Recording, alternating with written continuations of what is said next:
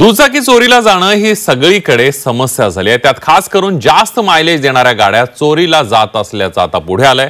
तर बंद पडलेल्या मॉडेलच्या गाड्या सुट्या भागांसाठी विकत असल्याचं सुद्धा संभाजीनगर पोलिसांच्या पाहणीत समोर आलंय। बघूया।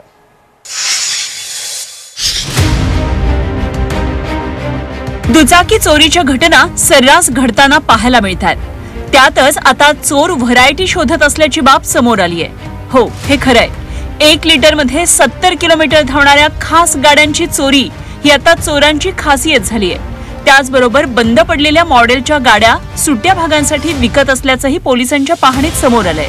ग्रामीण भागामध्ये जास्त मायलेज असलेल्या गाड्या त्यांना इझिली स्वस्तामध्ये कमीत कमी पैशामध्ये त्यांना मिळतात आणि जास्तीत जास्त डिस्टन्स कव्हर करण्यासाठी ग्रामीण भागामध्ये अशा गाड्या विकत घेतल्या जातात। संभाजीनगरमध्ये दिवसाला किमान 3 गाड्या चोरीला जातात। त्यात जुन्या गाड्या आणि मायलेज जास्त असलेल्या गाड्या 70% आहेत।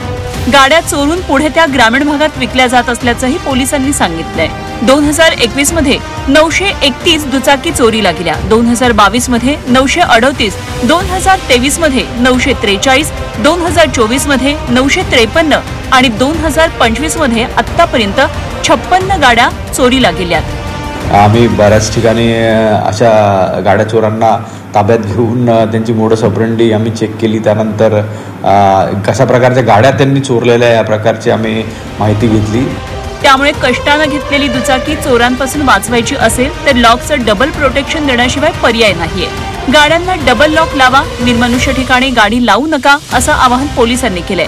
त्यामुळे या चोरट्यांपासून तुमची दुचाकी वाचवायची असेल तर तुम्हालाही सावध राहावं लागेल। विशाल करोळे, छत्रपती संभाजीनगर।